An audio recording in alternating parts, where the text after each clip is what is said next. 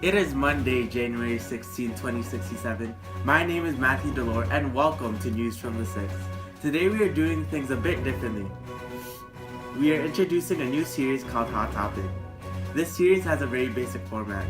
The News from the 6th crew chooses a topic, then we bring in a celebrity or well-known figure to answer numerous questions about that topic. Today's topic will be, drumroll please, is Canada a livable and sustainable community? This is the first installment to the series, so obviously we will need to bring in someone big, and who better to fit this role than Canada's Prime Minister Corbin Bleu. It is an honor to meet you, Prime Minister Bleu. It's a pleasure to be here. We have a very strict time frame, so let's get right to it. Back in the 2010s, cities like Mississauga had an abundant amount of low-density residences. As time passed, those cities slowly became high-density resident-heavy. Why is that? That's a very good question. Although it's true that the birth rate has gradually dropped since the 2010s, it is also true that the immigration rate is very high. The immigration rate explosion has resulted in a drastic increase in our population. The reality is that we did not have enough space to provide for all the people, so we decided to switch to a higher density to make more room so we can focus on expanding outwards. Well, people will argue that high-density resident living reduces a citizen's quality of life. Since these cities do not have much access to nature, schools and hospitals become crowded due to overpopulation and the abundant amount of noise pollution and traffic.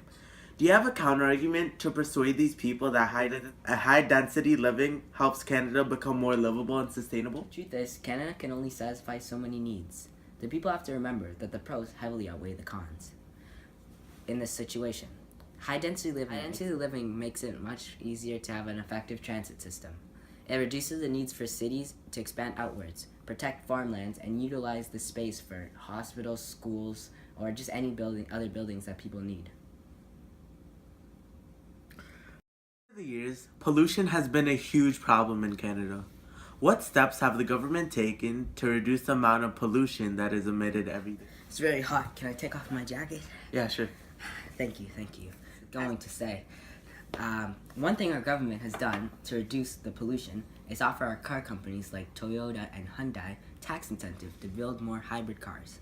By doing this, they emit less pollution than normal cars, and we've also endorsed more transit systems. In the late 2010s, the average lifespan was about 81 years. Now the average lifespan is about 90 years old. The spike in age resulted in an explosion of seniors who live in Canada. What has Canada done to make sure that these seniors are taken care of? And also, how will Canada be able to pay for the numerous amount of pension plans? The high resident density living helped resolve this. Fun fact, before the age spike in the 2050s, Canada had a total of 8% in open space. We used about 2% of this open space to build more retirement homes.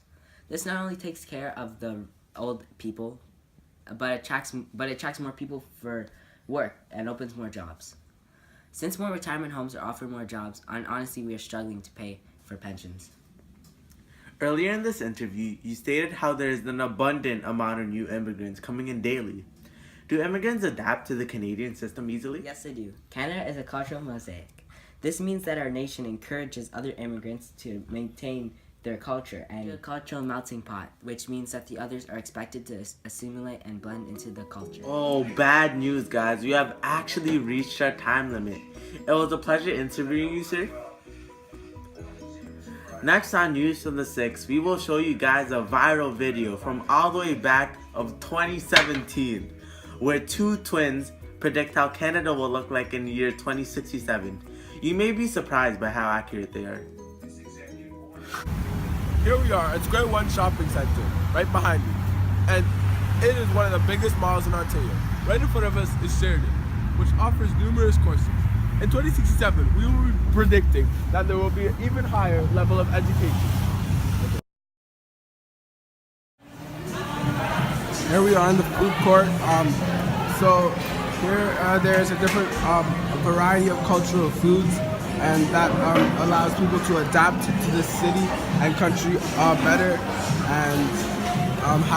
and feel like they're at home. So here we have some food. Here we are at the center walk of Square One. two towers.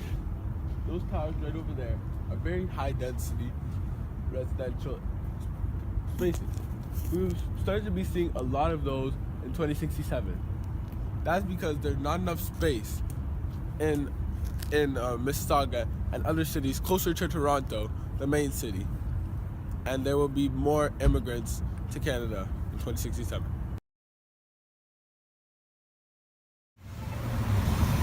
Our last stop is the transit right over there.